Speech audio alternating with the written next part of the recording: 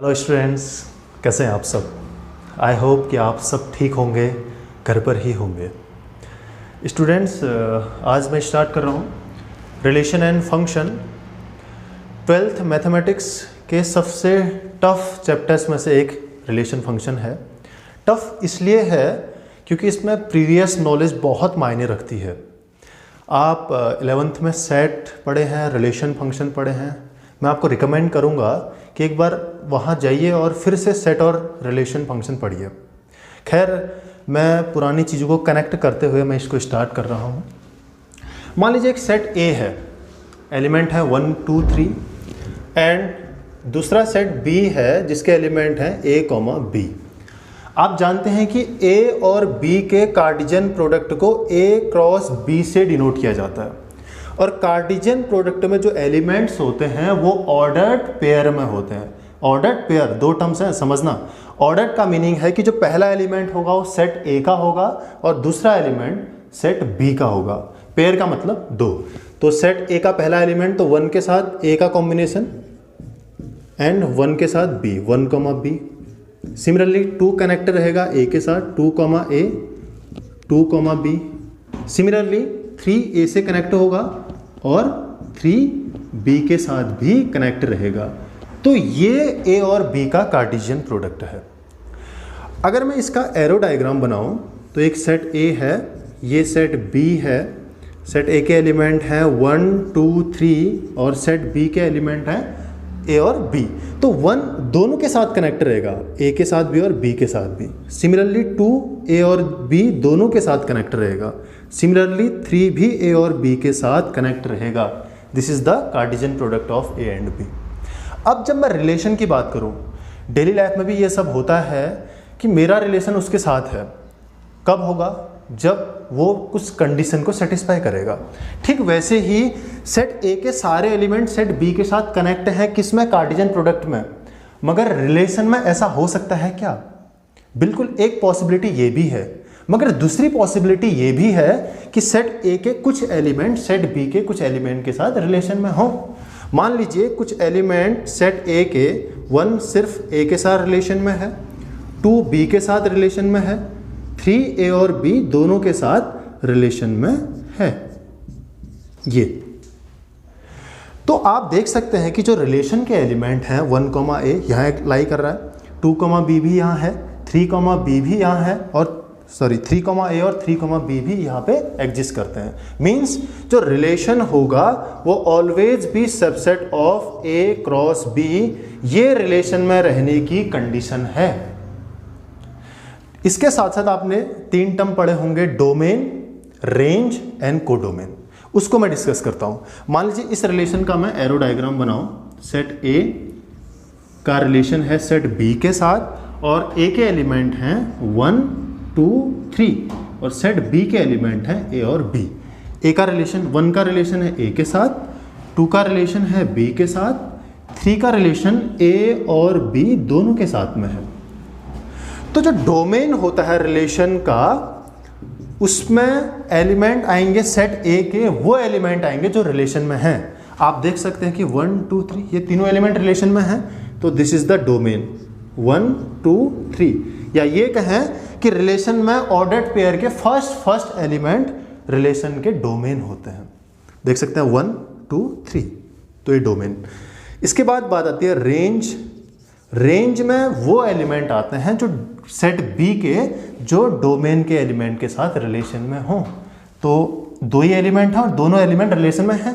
Means range इसका होगा set of A comma B. And now codomain. अगर relation है सेट ए का बी में, तो सेट बी के सारे एलिमेंट कोडोमेन में आते हैं। तो कोडोमेन के एलिमेंट होंगे ए कॉमा बी। ये सारी चीज़ें आप 11th में पढ़े हैं। अब 12th में जो आप पढ़ने वाले हैं वो डिफरेंट टाइप के रिलेशंस को पढ़ेंगे आप। उसमें से फर्स्ट है रिफ्लेक्सिव रिलेशन, सेकेंड है symmetric relation and third one is transitive relation. मान लीजिए एक सेट ए है जिसके एलिमेंट इस तरह से 1 2 3 4। अब जनरल फॉर्म पे रिफ्लेक्सिव रिलेशन क्या होगा?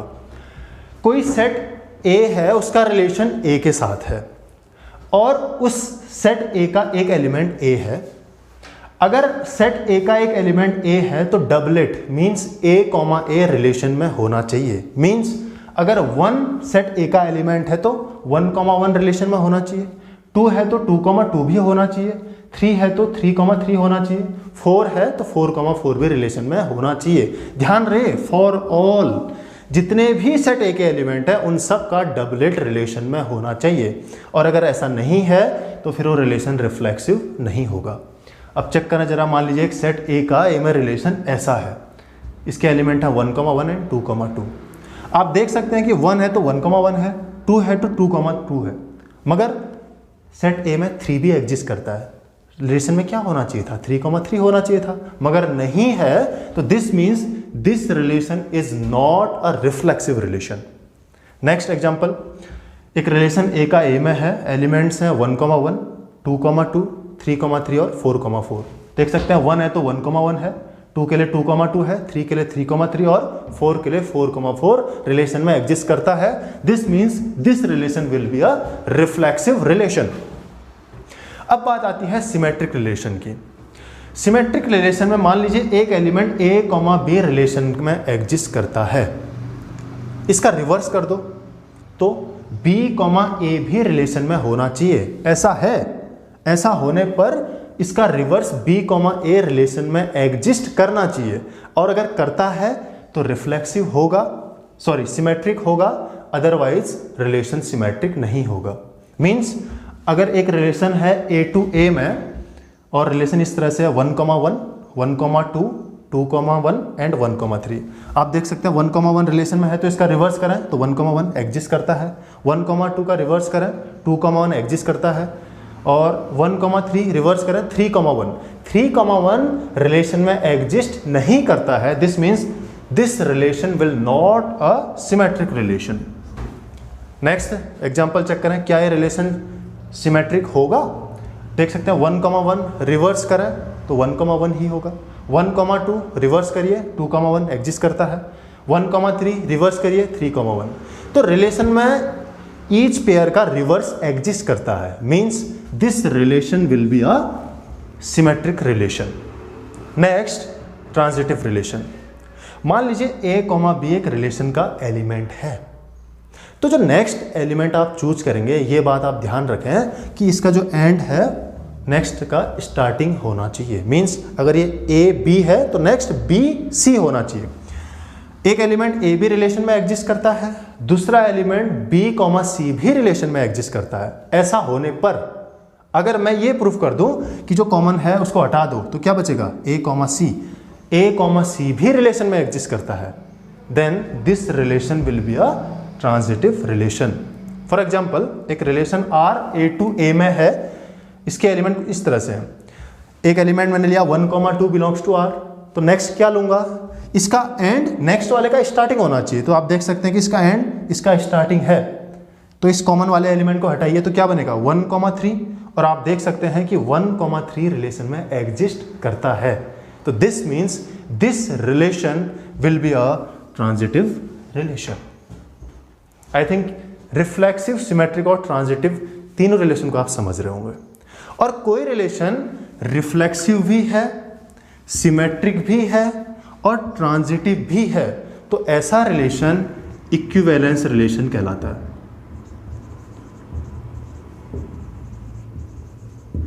तो कोई रिलेशन इक्विवेलेंस कब होगा? जब वो रिफ्लेक्सिव, सिमेट्रिक और ट्रांजिटिव तीनों होगा।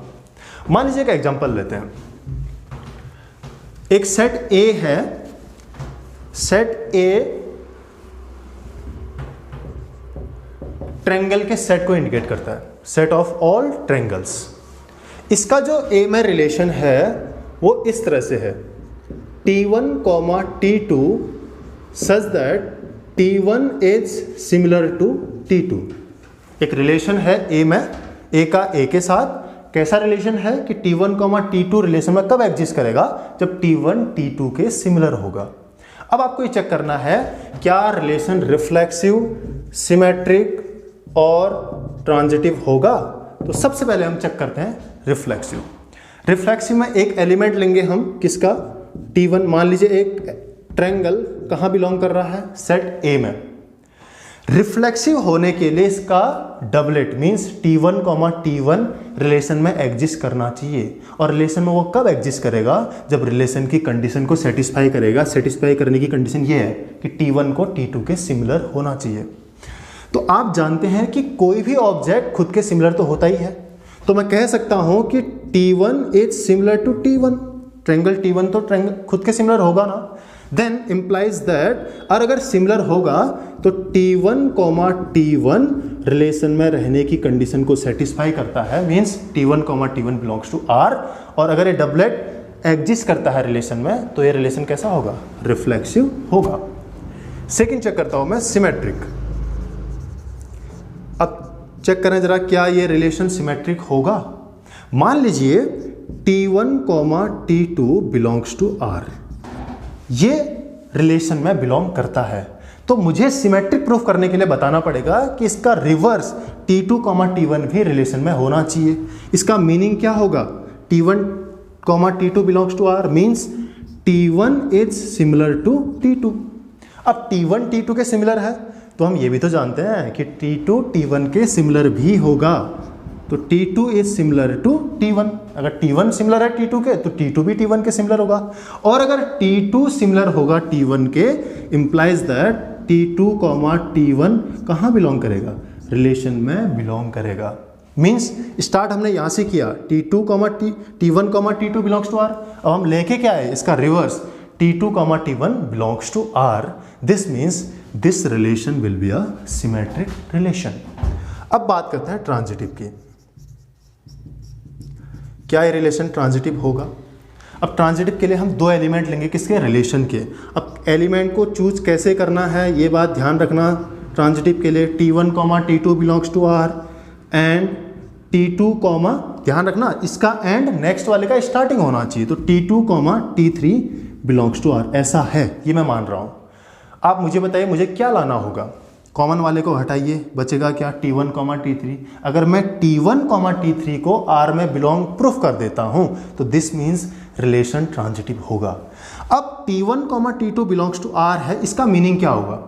इसका मीनिंग होगा कि T1 is similar to T2 according to relation, and T2 is similar, T3 belongs to R। इसका मीनिंग होगा कि T2 is similar to T3।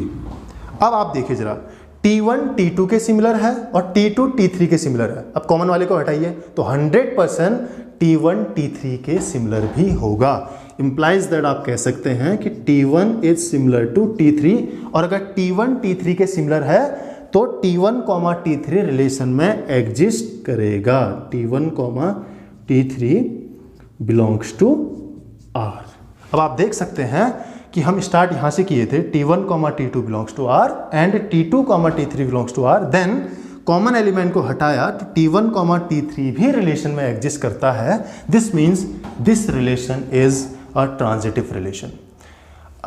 दूसरे शब्दों में मैं क्या कह सकता हूँ कि रिलेशन रिफ्लेक्सिव भी है, सिमेट्रिक भी है, ट्रांजिटिव भी है। This means this relation will be a equivalence relation. Thanks दोस्तों।